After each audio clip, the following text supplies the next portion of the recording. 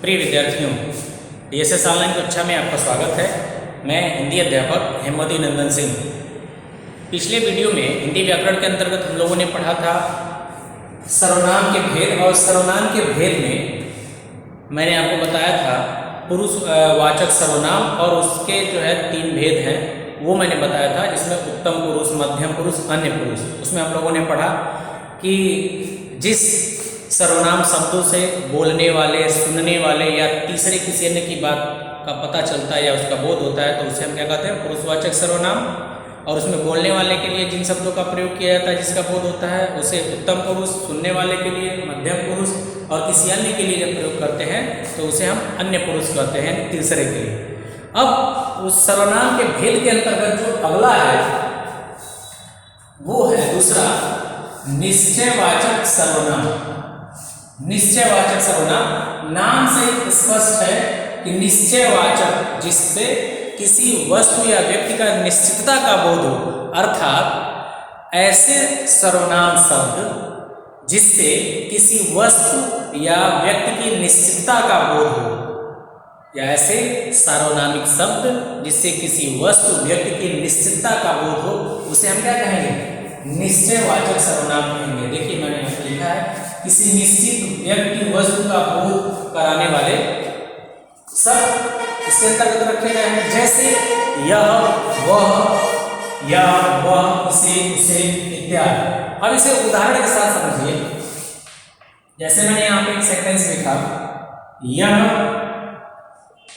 मेरी पुस्तक है। ठीक है, अब देखिए, यह मेरी पुस्तक है, यानी यह क्या है? वो निश्चितता का बोध करा रहा है। ये सर्वनाम है, मेरा, मेरी सर्वनाम है, और पुस्तक की बात हो रही है, तो ये निश्चितता का बोध करा रहा है कि यह पुस्तक जो है वह मेरी है। ठीक है, ठीक उसी प्रकार वह घर उसका है, वह उसका घर है, सॉरी ऐसे लिखिएगा, वह उसका घर है। ठीक है, इसमें एक चीज ध्यान देने की बात है कि यह, वह, जो ये शब्द आ रहे हैं, इसके बाद जो है सर्वनाम ही होना चाहिए, सर्वनाम का प्रयोग होना चाहिए, इसके बाद सर्वनाम का प्रयोग होना चाहिए, तभी यह निश्चयवाचक सर्वनाम के अंतर्गत आएगा।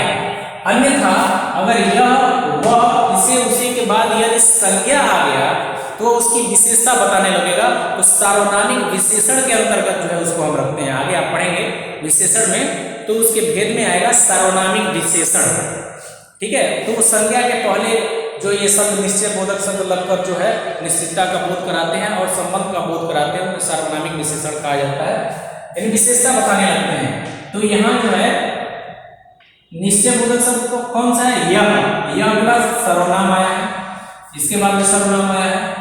ठीक है, तो यह होगा निश्चयवाचक सर्वनाम। ठीक, अब उसी प्रकार जो है दूसरा इसका जो भेद है, अर्थात तीसरा, यहाँ तीसरा एक मैंने आपको बता दिया है, अनिश्चयवाचक सर्वनाम। इसके नाम से ही स्पष्ट है, अनिश्चयवाचक, ऐसे सार्वनामिक शब्द जिससे किसी अनिश्चित व्यक्ति वस्तु का बोध होता हो, जैसे निश्चित ना हो कि वह व्यक्ति कौन है या वस्तु कौन है। ठीक है, ऐसे शब्द को हम क्या कहेंगे? अनिश्चयवाचक सर्वनाम। जैसे कोई, कुछ। अब उदाहरण देखिए, उदाहरण, दरवाजे पर कोई खड़ा है। ठीक है, दरवाजे पर कोई खड़ा है, यानी व्यक्ति के संदर्भ में कहा जा रहा है, यानी कोई व्यक्ति है जो दरवाजे पर है, लेकिन निश्चित नहीं है कौन है वो व्यक्ति। कौन है? मम्मी है, पापा है, मामा है, भैया है, या फिर बहन है, कौन है? ठीक है, उस व्यक्ति का, या फिर कोई मेहमान है, उसका निश्चितता का बोध नहीं हो रहा है कि वो व्यक्ति कौन है। व्यक्ति के संदर्भ में हो गया। दूसरा देखिए,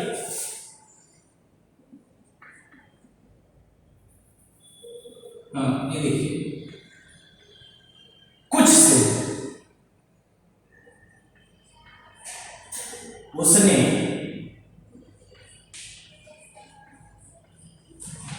टोकरी में कुछ सामान रखे। अब देखिए, उसने टोकरी में कुछ सामान रखे। अब जो सामान है वो निश्चित नहीं है कि कौन सा सामान है, उसकी पहचान नहीं हो पाई है। कुछ जो है सामान या कुछ वस्तुएं उसने उसमें रखी हुई है, या फिर वह बाजार से कुछ सब्जियां या कुछ फल ले आए। ठीक है, कुछ सब्जी में, अब सब्जी कई प्रकार है और उसमें कौन सा है अब ये निश्चित नहीं है। फल में कई फल है, प्रकार हैं उसके, लेकिन निश्चित नहीं है। तो ये वस्तु के संदर्भ में हो गया, यहाँ व्यक्ति के संदर्भ में हो गया। तो कुल मिलाकर कहने की बात यह है कि अनिश्चित सर्वनाम के अंतर्गत किसी अनिश्चित व्यक्ति या वस्तु का बोध होता है। ठीक है, तो उसे हम अनिश्चित सर्वनाम कहते हैं या अनिश्चयवाचक सर्वनाम कहते हैं। अब चौथा है प्रश्नवाचक सर्वनाम। नाम से स्पष्ट है, बहुत ही सरल है। प्रश्नवाचक, जिन शब्दों से प्रश्न पूछने का बोध होता है, यानी प्रश्न का बोध होता है, जिन सर्वनाम शब्दों का प्रयोग प्रश्न पूछने के संदर्भ में किया जाता है या प्रश्न पूछने के लिए हम करते हैं, तो उसे हम कहते हैं प्रश्नवाचक सर्वनाम। जैसे मैंने लिखा कौन, किसे, किसको, क्यों, किसने, किसका, क्या, ये सब आ जाएगा। उदाहरण, उसने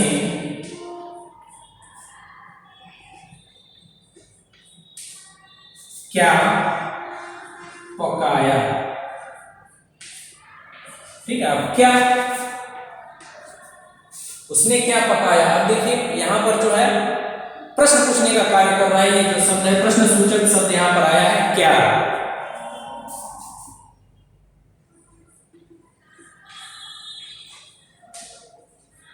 वह कहां जा रहा है। अब कहां, ये क्या है, प्रश्न सूचक शब्द है। तो इसलिए जो है इन दोनों उदाहरणों में क्या है, प्रश्नवाचक सर्वनाम है, यानी जिन सर्वनाम शब्दों का प्रयोग प्रश्न पूछने के लिए किया जाता है। अगला है पांचवा, संबंधवाचक सर्वनाम। संबंधवाचक सर्वनाम यानी जो सर्वनाम या जिन सर्वनाम शब्दों से उसके अंतर्गत आए हुए किसी अन्य सर्वनाम शब्दों का बोध होता है, तो उसे हम क्या कहते हैं, संबंधवाचक सर्वनाम कहते हैं। या एक सर्वनाम सूचक शब्द दूसरे सर्वनाम सूचक का जो है जब संबंध बताता है, तो उसे हम कहते हैं संबंधवाचक सर्वनाम। देखिए, जिन सर्वनाम शब्दों का संबंध दूसरे सर्वनाम शब्दों से प्रकट होता है, उसे हम क्या कहते हैं, संबंधवाचक सर्वनाम। एक सर्वनाम शब्द का जो संबंध है उसी वाक्य के दूसरे सर्वनाम शब्द से जब संबंध बताता है, संबंध जोड़ता है, तो उसे हम कहते हैं संबंधवाचक सर्वनाम। जैसे मान लीजिए, जैसी करनी वैसी भरनी, इसमें जैसी वैसी लिखा है यहाँ पे, जैसी करनी वैसी भरनी। अब इसमें देखिए जैसी वैसी, क्या है ना, एक सर्वनाम वाला ये और दूसरा, दोनों जो है एक दूसरे का संबंध प्रकट कर रहे हैं, एक दूसरे से जुड़े हुए हैं, एक सेंटेंस दूसरे से जुड़ा हुआ है। यानी जो जैसा करेगा वैसा भरेगा, जैसा वैसा, जिसकी लाठी उसकी भैंस, जो मेहनत करेगा वो सफल होगा। इसमें जो और वो क्या है, एक दूसरे का संबंध बता रहे हैं, एक दूसरे से जुड़े हुए हैं। यानी जो मेहनत करेगा वही सफलता अर्जित करेगा, वही सफल होगा। तो ये हो गया संबंधवाचक सर्वनाम, अर्थात जिन सर्वनाम शब्दों का संबंध दूसरे सर्वनाम शब्दों से प्रकट होता है, उसे हम क्या कहते हैं, संबंधवाचक सर्वनाम कहते हैं। अब इसमें जो है उदाहरण हमने देखा, इसमें जैसी वैसी, जिसकी उसकी, जो वो। ठीक है, अब अंतिम, छठा और अंतिम जो है सर्वनाम का भेद है निजवाचक सर्वनाम।